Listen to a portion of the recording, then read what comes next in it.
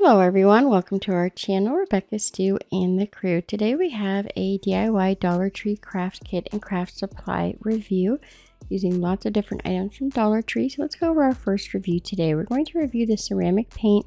They sell them individually. They have blue, yellow, red, gold, black, and white. They also have this multi-use acrylic gloss to seal. Let's try these out. We're going to use these ceramics that are unfinished. They have the glaze on the inside but not on the outside edge, and same with the large ornament. We're also going to be using the Dollar Tree dotting tools, and we will use some of their paint brushes. So the first thing I'm going to do is take a pencil and I'm just going to stencil out my design on the vase. Again, these do not have a finish on the outside. They do have the insides of the vase glazed. They finished it and just left the outside so you can decorate it yourself, which is really nice, especially if you have that acrylic glaze. So I'm just drawing out my design with a pencil, just some very basic shapes for flowers. And we'll put the, basic design down with the paint, and then we'll add some details with the smaller paint brushes. I'm going to do a few little dots in the middle of the flowers just to remind myself not to cover the whole center of the flower up with some of the details that we add in. I just did different size flowers going in different directions all the way around the vase, and you won't be able to see this pencil mark once we're finished. I'm going to start with the red, and we're just going to lightly outline where the pencil marks are. Now, because there's no glaze on the outside of this vase, it kind of sucks the paint up pretty quickly, and it also dries pretty quickly, which was nice.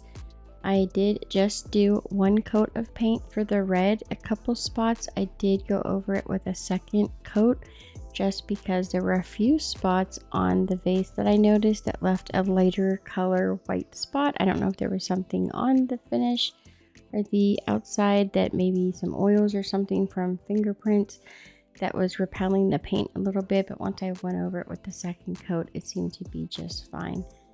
You can see I'm just going along the outside edge of what I drew with the pencil. It's okay if I go over the pencil line a little bit. It's not going to matter that much. I'm just trying to put some basic shapes for flowers in here. So there's our first flower, and we'll work on the second one. We'll do a couple just to show a close-up so you guys can see what the paint looks like as it goes on. There are these little ridges. It's kind of a thick paint, but if you just smooth it out, less is more. You can always go back in and add more paint as you go along, but those little ridges, I just like to smooth them out as best I can. You see that little white spot on the large flower petal? That's what I'm talking about, those little pieces that were kind of repelling the paint. Again, I don't know if that was oil from my hand or like someone else touching it, not sure, but a few of the spots were repelling the paint just a little bit, so I did go over that with a second coat. Now we'll take that black ceramic paint and a detail brush, and we're just going to add these little squiggly lines on the outside edge of the flower petals. I didn't draw this in, I'm just kind of doing this freehand. Just think about what a flower looks like, and really I'm just following the basic outline shape, and I'm putting a few little detail lines in the center of each petal so they don't look like they're laying completely flat. Sometimes when you're doing this detail work, if you hold the paintbrush and put your pinky finger on either the table or on the glass piece, it helps to steady your hand, which makes your lines a little bit neater. So we're just going to keep putting this detail in for each flower petal. And then in the center of the flower, I just make these little lines going out towards the petals. I start towards the center of the flower and then work my way out towards the edge, remembering to leave those little spots in the center kind of open so we can add the center of the flower with a different color. Again, this is a really thick paint, so you really only need a tiny bit on the brush, and then you can work on spreading it out, because if you don't spread it out, you do get these ridges and kind of like bumps in the paint. So here's all the flowers so far. Now let's add the stem. I'm just going to add a little bottom of the flower. For the ones that I think you'd be able to see the bottom of the flower, we'll just go with the stem. And I'll do the same to this one. I figured with the bend you'd be able to see the side of the under part of the flower. Now some of them, the way they're positioned, you wouldn't see that, and so I didn't put it in. And now we'll just do the leaves. It's just a little curved line.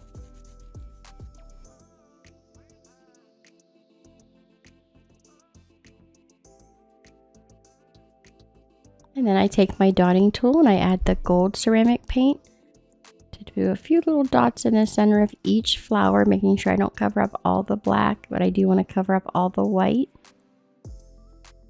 And then I don't show it here, but in the finished product, I did add some more gold dots. I stayed underneath of all the flowers. I didn't go above the flower petal. I just kind of did from about midway down and added some random gold dots. That's really up to you if you want to do that or not. So here's what it looks like with all the flowers, and then in a few minutes we'll put the glaze on. But there's the gold dots I was talking about. Now for the ceramic ornament, again, this is one that does not have the glaze on the outside or the front. Now some of them do, so it really just depends on what your Dollar Tree carries. They carry both from time to time. I really like the ones that don't have the glaze on them. We're going to go over that with the white paint, that ceramic paint, and I'm going to use this little bunny shape from Dollar Tree and trace it on my ornament. And then we'll take the ceramic paint. So the point of doing the second thing here is I wanted to see how the paints mixed, because sometimes you want to get a different color. We're not quite sure how they're going to mix together, so I wanted to give you the full effect of what these look like. So I actually took some of the red paint and the white and I mixed it up. It seems to look pretty nice. I was able to get a really pretty paint color, and I'm just doing like a spiral, which is going to make it look like a flower here when we're done. So I added a few pink flowers. Now I'm adding a little bit of blue to that pink that we had left over to create a purple. Just add a little bit of the blue at a time until you get the desired color. And again, we're just doing little spiraled squiggly lines to create these flowers. So I do the darker color first, and then everywhere where you see like a white space, I'll go back in and lighten up the original color paint and then fill in the white spots. So you'll have like a layered flower of two of the same color, just different hues or tones there. So we've got the darker purple. I'll go back in and make a little bit lighter purple. I did the same with the blue. Then we'll use that dotting tool again. Let's try the yellow ceramic paint. We'll just add a few dots to add some highlights, and then I added the blue with a little bit of the yellow to make green, and that's what I made the leaves with. So just brighten it up a little bit here. We're just doing some flowers around the outside of the bunny. I did end up making the bunny look kind of like the front of a bunny. I did a really light pink for the center of the ears. I did a little triangle for the nose. And then just like I did these large flowers, I did very tiny flowers right on the forehead between the ears to create some little flowers there. But for the actual bunny itself, I'm just going to outline that with the detail brush and the black ceramic paint, being mindful not to cover up where some of the leaves are overlapping so they look like they're in front of the bunny. Kind of gives it that layered look. We'll just finish doing the outline here, and then I didn't get it on camera, but I just did, like I said, a little bit of paint for the ears, the nose, and some little flowers for the crown. I don't want to make the video, 3 hours long, so I'm trying to speed this up a little bit. And so there's the ears, the flowers, and the nose, and then this is that clear acrylic glaze that we're laying over top of the ornament. We did the same with the face. And I love this. It adds a nice shine. It finishes off the paint. It seals it very nicely. And it actually dries quite quickly. I noticed when I put the glaze on, the colors of the ceramic paint really popped a little bit. Just kind of brightened them up. And I think that is a great detail to add. So if you can find that clear acrylic gloss, definitely purchase that. So I had a little bow at the top for a hanger. So there's our ornament. All finished with the glaze dried. You can see that little bit of a shine there, and then there is our vase all finished that also has the glaze on the outside. I absolutely love the ceramic paints. I think they're great. The DIY review number 2 we're going to do is a diamond painting. So I'm going to show you guys the keychain. I actually did a larger one. I lost all the footage for the video I did, so that's why it's taken so long for this video to come out. I had to redo all of these crafts and rebuy all of the items to redo them with. Very frustrating, but you guys can find these little plastic containers from the Dollar Tree. They have these individual little dishes, which are great for diamond painting. You can put all your different diamond dots in the different containers and then label them. I just had a little piece of masking tape on top and wrote what color or number they were to correspond with the pattern on the directions that it comes with. So those are great if you can find them. And then this is the large diamond dot that I did from Dollar Tree. I love the way it turned out. It took me about 3 hours to do the whole thing.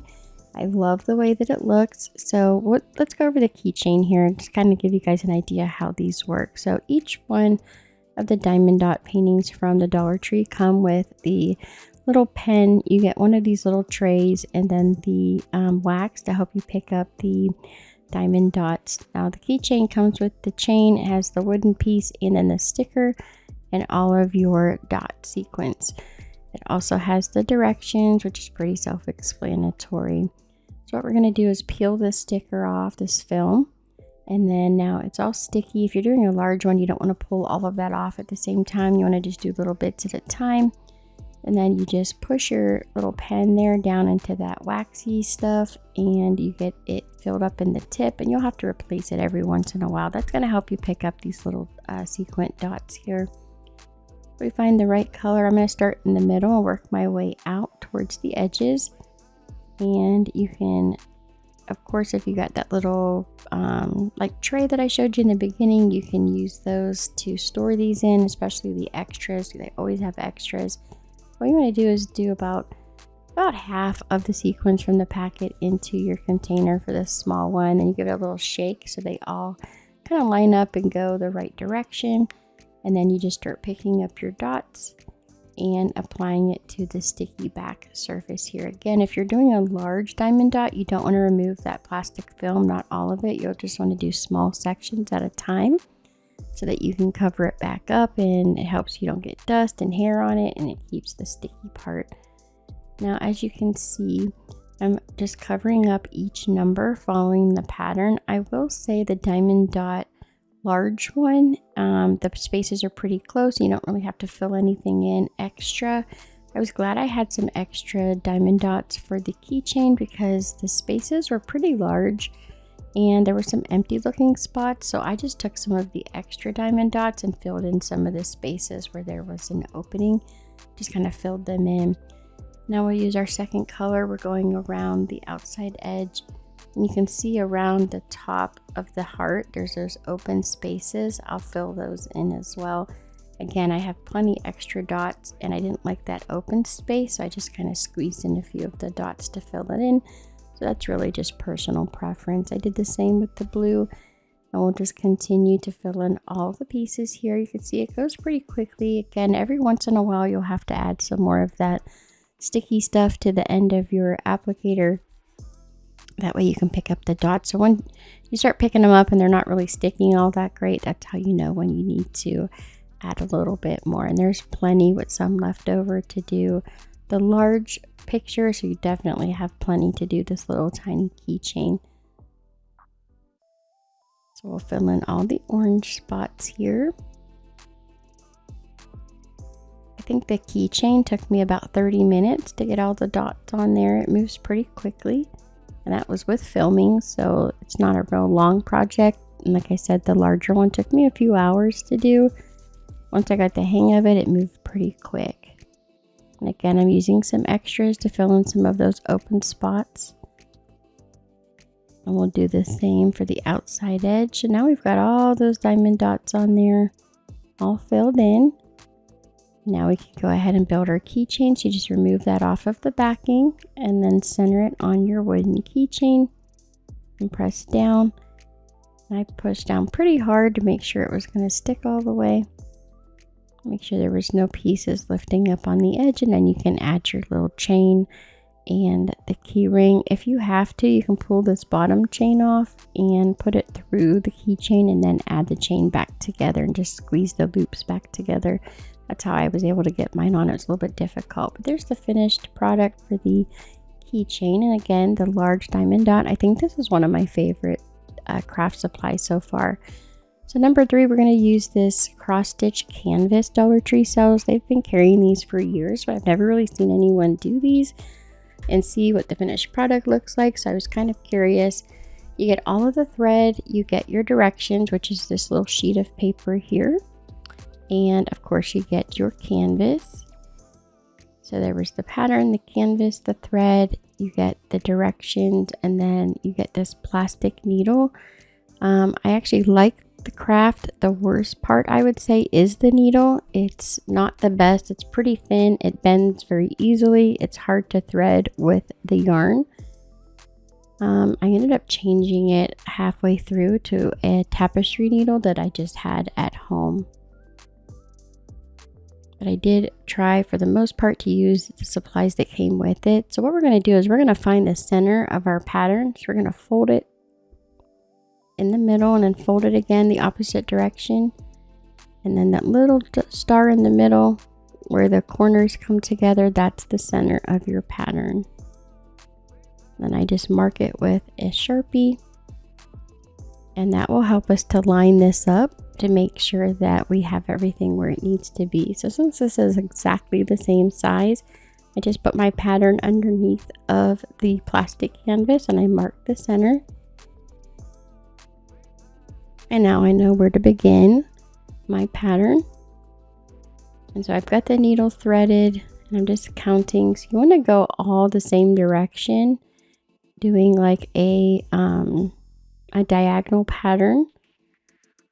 It was like 5 or 6 diagonals.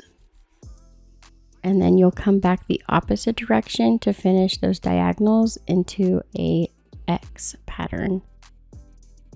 This will help keep the back of your project a little bit neater, and it looks nicer when they all go the same direction. So always try to be mindful of going the same direction so that your top thread is going the same direction each time for each color, and that will make it look really neat when you have the finished product. I mean, it's not life or death if you go the opposite direction. It just does look a lot nicer if you try to follow that pattern and keep your stitches going the same way with the top stitch going the same direction.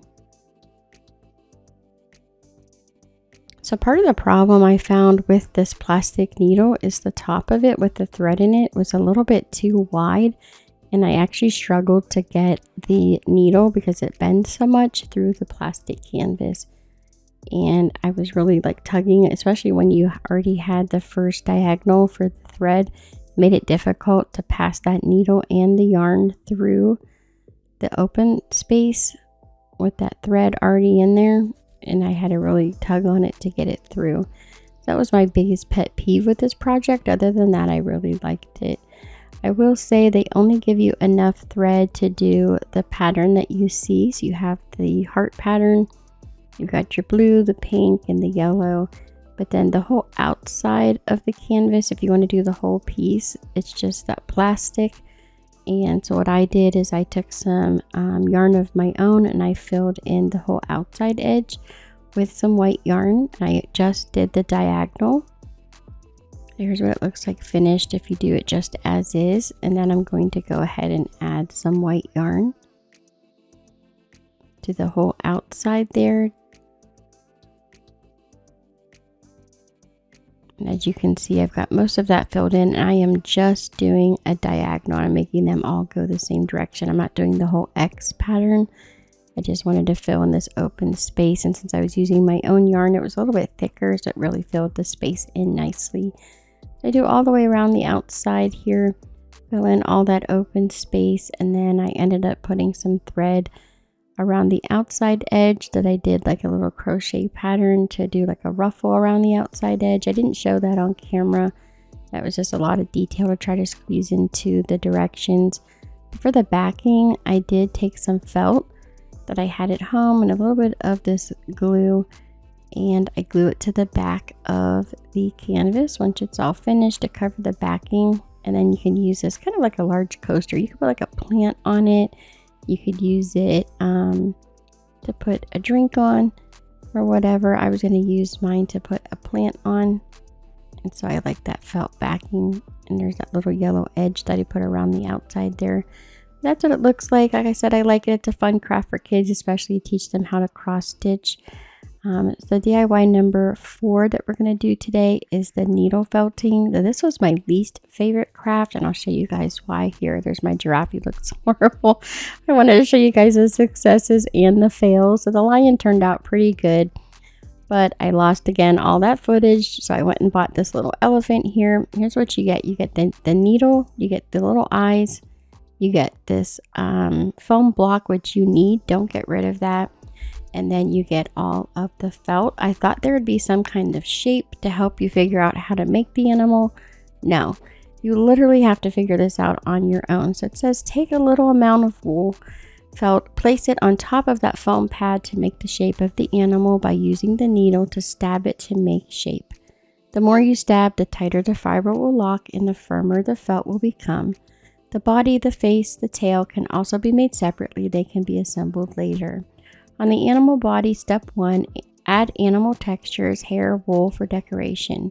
Repeat the action of stabbing it tightly with a needle until it's completely forming like the photo on the packaging. Lastly, you want to insert the plastic eyes to the wool to create the animal eyes. Follow the steps mentioned above and the vivid and cute wool felt animals will come alive before your eyes. Maybe. Okay, so let me help you guys out with this craft. If you would like to try one of these, I have a great idea that I came up with. So first thing I do is I cut out that cute little animal on the front that they want it to look just like. Okay, so then I kind of separate my wool. I figure out how much I'm going to need for like the nose, a little bit for the tail, and of course the body. And the body, we want it double-sided there, so we'll have to make 2 of them if we want it to kind of stand up.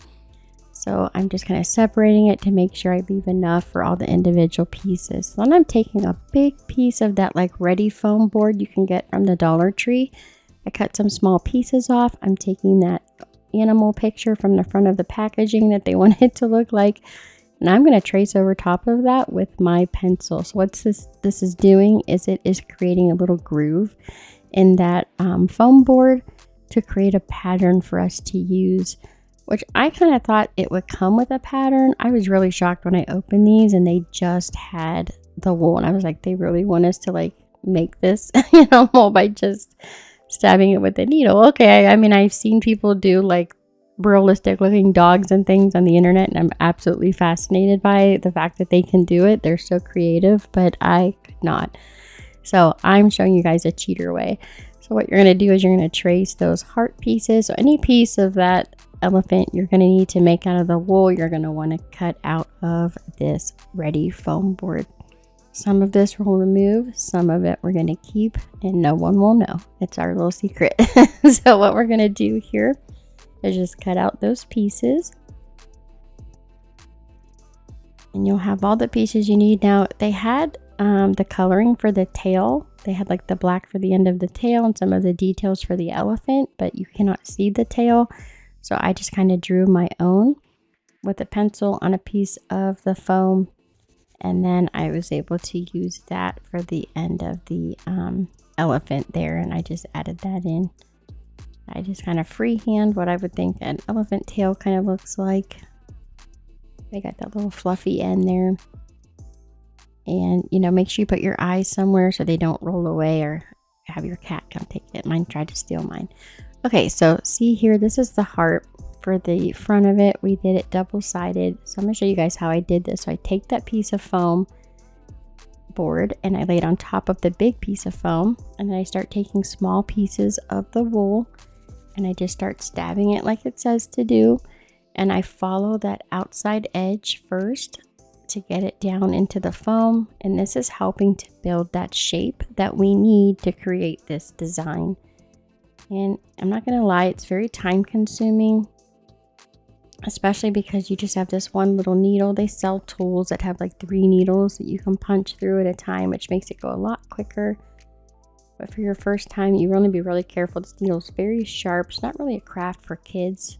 It's not young kids. I'd maybe 10 or so, if they're being careful, would do pretty well. But you can see it's starting to take shape, and it is getting a lot firmer the more that I stab the wool. And again, I just take a little bit of wool at a time and just keep adding it in and following that outside edge. And the wool is sticking to that Ready Foam board in the back, which is great because it's really helping it to add the shape. And then I just kind of fluff it up on the edges. So here's what the heart looks like. You can see how it kind of built up there. That's the ear. And I made 2 of these because we need one for each side. And then the heart, I also made 2 of those. I don't show it on camera, but there is 2. Now the body, we don't need to, but we're going to do both sides. So it's really up to you. I just kind of flipped mine over and did it on the other side. So just like the heart, I just did the outside edge. Then I kind of fluff it up as I go. I flipped this over and I added the wool to the opposite side so that he was kind of like a 3D. And you can see that Ready Foam board still in the center. And we're going to cover that. We're just going to take a long piece of that wool felt and lay it right in the center and then push it down so it connects to both sides. So for the elephant body, that foam board, we're going to leave it in there. No one's going to see it, especially because we're going to cover up that center seam. But the hearts and the ears, we're going to take those out, that foam off of the back, and attach it to our elephant. And if you have a cat to help you, that's always very, very helpful. So I take a little bit of the black to add the details. You can see we're doing the little piece between the legs to help separate it and give it a little bit of dimension there. I already added the tail. I just put that on the back and right in the center. I hid that foam that we have in the middle. If you can still see the foam a little bit, I can see it in the camera here. I have a few spots I can still see the foam. I just keep fluffing it up and adding more in the center until I cover it all up. And then you can always use your scissors to clean up the wool a little bit. Now let me show you guys. You want to take your needle and very lightly go behind the wool in between the felt, or the foam board, I'm sorry, and you want to lightly pull to get it off of that backing. It's a little bit of work. You want to pull. It's really in that foam. It's in there to stay, but you can definitely get it out. You want to just pull it apart. It's okay if it kind of comes apart. Just keep pulling at it, and then you can fix it with your needle. That's going to be the back anyways. We're not going to see it. And then we'll just add this to the elephant. So all you have to do is just go around the outside edge of the heart, trying to keep the shape, and then just poke it into the elephant, and you'll get the ears to stick. And again, we did 2 of these. You need one for each side of the elephant. And the same for the little heart that goes on the nose. We made 2 of those, and then I just put them together and attach them to the trunk. I just keep poking it in, making sure I have a nice attachment. Now for the eyes, not as easy as they make it sound. You want to poke that hole all the way through the foam, and then you can pop the eyes in. If not, it was too tight. Once I got the nice tight fit that they wanted, I couldn't get the eyes in, so I had to pop a hole through to get the eyes in both sides. It's not a toy for little kids. They'll get the eyes out. But I attached the nose there, and like I said, this is the best one that I did because I used that foam board and I had a pattern to kind of follow and a shape to build on. I love him. He stands up. Absolutely adorable. Now the lion, he didn't turn out all that bad. I didn't use the foam board there. My giraffe, well, just never mind. So DIY number 5, we have the centerpieces back in stock. So about a year ago, we did a DIY on these. They were horrible. They were these really large hoops. They broke. You could not get them together. They have shortened these pieces. I wanted to get it this new smaller size and see how they work. So I'm popping these pieces together. I can tell, you guys can see that they're already curved. I had to take this one apart because again, I lost all my footage from the first video that I did But the good news is we know that these work. So you can see it actually goes together. It doesn't crack. The smaller size is actually perfect. And then we have the base, the same size base as the old set that they were selling, pops in and it's perfect. It doesn't crack. It's bendy. The really long ones that they were selling like a year ago, those were horrible. You could not get them together without them breaking. I just found some Dollar Tree flowers and I wrapped it around the hoop, just kind of like a woven pattern. I took a little bit of wire and tied it to the hoop all the way around to decorate it. And I was just doing something quick, a little decoration real quick, other than the balloons that they show in the packaging. These are super easy to put together. I just filled it up with some flowers and then a little bunny. Love it. So if you guys find the small ones, worth the money. DIY review number 6, we have the Melty Bead kits. They were these little ducks they had for Easter. I lost that footage, so I picked up one of the baby sharks. There's 2 patterns, but you can only make one, so you have to pick which one you want to make. There's not enough beads for both. You have some tissue paper, and then you've got the little stand that you put the beads on to follow the pattern. And you just fill in all the pieces. So of course we're going to do the baby shark. He's the cute one here. I really liked it. I wish they would have gave you the option to do the blue one. I thought that one was really cute, but you can only do the yellow shark. So we've got all the pieces here. They're a little bit hard to put on those pegs just because they're small pieces. You could probably use tweezers if it was hard for you to get them in without knocking them over. Of course, I had a cat. You see his little foot over there on the right. He was helping me. Every once in a while, he'd reach out and smack all the beads off, and I'd have to redo it. But he was being good for the most part, so I just let him stay there. They like to watch me craft, but I just finished filling in all the beads. And then once you get done with all the beads, you can take your tissue paper and you're just going to lay that over top of your pattern. And then you're going to follow the directions on the packaging. It tells you how hot you want your iron to be and how long to press it for. You're just going to melt those beads together, and the kit worked out pretty well. I ended up making this into a refrigerator magnet, so I just added one of these small magnets from Dollar Tree and get them in like a 6 or an 8 pack, and put a little bit of glue on the back, attached my magnet, and now it's on the refrigerator. So these little kits are really cute. I like the Easter kit. You can make these little ducks, and you can make 2 of them with the beads that come in the packaging. So that actually was a pretty good buy. DIY number 7. So this one, we're going to do these macrame kits for the bracelets. I will say this is probably my second least favorite. I like the way they turned out, but I actually had to go onto the internet and find out how to do kind of like a macrame bracelet, because the directions, I just could not understand what they wanted me to do by what they were telling me. The pictures weren't very good. Didn't really show me what they wanted me to do. Like the directions and the pictures didn't correspond with each other. It was just very confusing. So I kind of came up with my own idea and found some directions on the internet. I looped the thread through the little charms that it comes with. And then we've got our second piece of thread. We go underneath of the first 2 pieces. And we're creating like this S pattern. And we pull the piece from the top over. And now we make the letter A. And then we're going to take that piece of thread and we're going to go under the long pieces of thread and up underneath of the loop.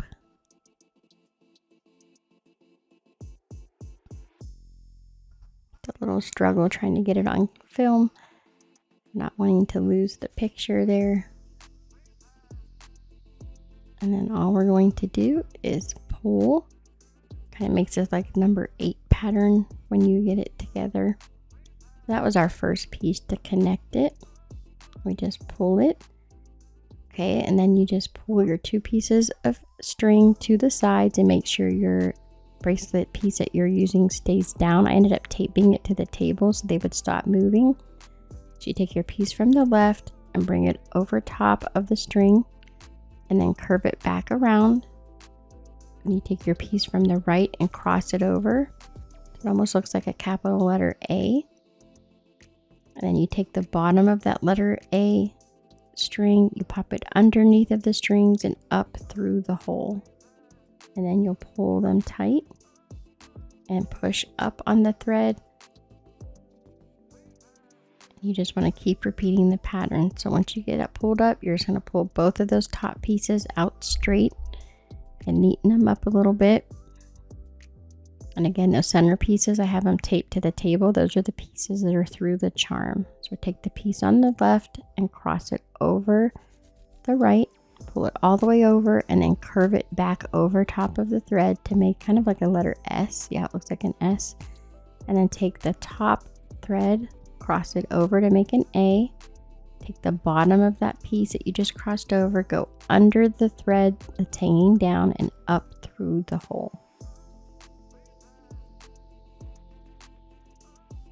And then just pull it tight and push it up towards the top. And you'll just keep repeating this pattern until you get pretty far down. And you know, you can kind of pre-measure about how long you're going to need it to be for what you're making it for, either a bracelet or an anklet. Again, you just cross that thread over and then curve it back to make this letter S. And take that top thread, pull it down and over to make an A. Take the bottom of that piece of thread you just pulled over, go under the two pieces hanging down and up through the hole. So go under and up through. I know I've repeated the pattern a few times. I just want to make sure that the directions are clear and you guys are able to follow along, because like I said, the directions that come with it are terrible. So I'm doing my best to try to explain it so you guys can understand as well. So I did both sides. I just tied the ends together. And now we are going to put it together so that we can have an adjustable bracelet. So I tape it to the table. And I take a long piece of the thread. We're going to go under both ends. Just kind of pull it through with that slip knot. And you can see now what we're going to do. Once it's in the center, is you're just going to take your piece and go under and make like a loop. So we're going under the thread, up over the top and through the hole. We just keep repeating that pattern over and over again. So we go under and over and then through the hole. And then you just want to pull it. You'll just keep repeating that pattern. Once you get to the end of that thread, you'll start on the other side. Go under and over and through the hole.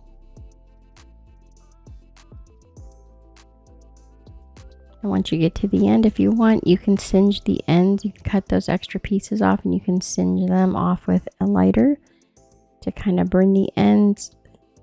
And then what's nice about this is it's now adjustable, so you can tighten it on your wrist once you get it on, because the little piece we're doing right now, these little knots will allow those ends to slide open and close.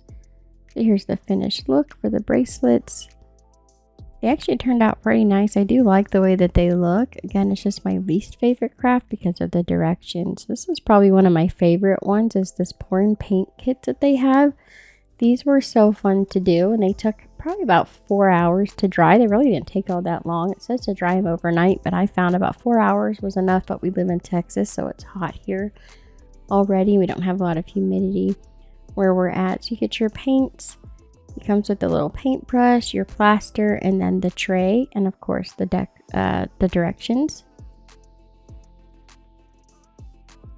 So the directions, I will say you don't need as much water as it says that you need. So I used about half the amount of water, and it says to only use the water until you get it to a certain consistency and there's no powder left. So I think that's an important part of the directions. It was like 2/3 of a cup of water, and I probably used about 3 tablespoons. It really didn't take all that much. You just wanted enough so it's completely mixed but still able to pour and you don't have any lumps left behind. The more water you add, the longer it's going to take to dry. So add just a little bit of water at a time and keep mixing until you get this consistency. Basically want the consistency of Elmer's glue. And then we're just going to go ahead and pour it into our container until you get almost to the top. And I did the other one. And then what I did once I got them completely filled to the top is I gave them a little tap on the table. Just like if you're baking a cake, like you want to release any air bubbles that might be underneath so that it gets all the way down in the mold. There's no empty spaces. And it also helps to get any bubbles that might be in the mixture to come to the top. So again, I let this one dry for about 4 hours. I had done all of these before and had to buy another kit so I could show you guys. Now getting it out is kind of scary. It almost feels like it's not going to come out. You can actually be a lot harder with this than you think you can. They're actually pretty sturdy. So I just kind of kept wiggling around the edges till I broke them free, and then I popped them out pretty easy. But you can see all the different kits that we've done here. They have like Nightmare Before Christmas.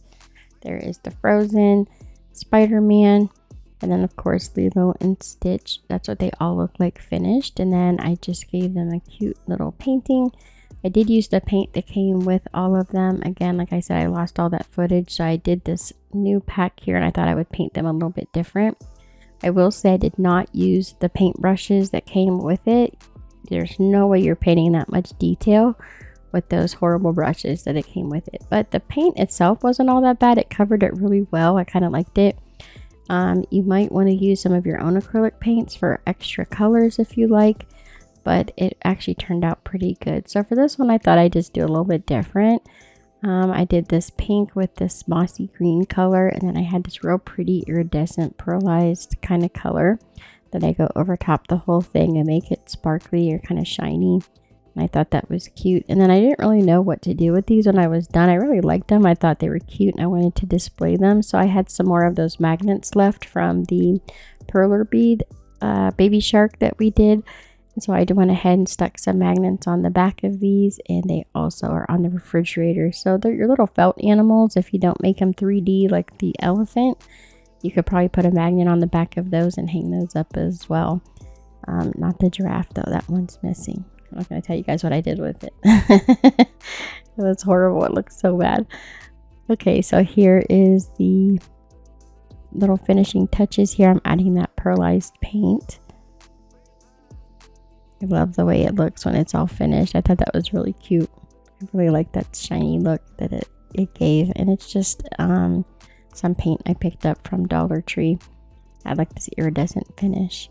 So here I am just adding the magnets to the back. Some of the larger ones I added 2 magnets only because I do want them to be functional. I want to be able to add like papers and things under them, and I want to make sure that it will be able to hold up the magnet and the paper. So I want to make sure that they're nice and covered there with lots of magnet ability. And here they are all finished. I love how these turned out so much.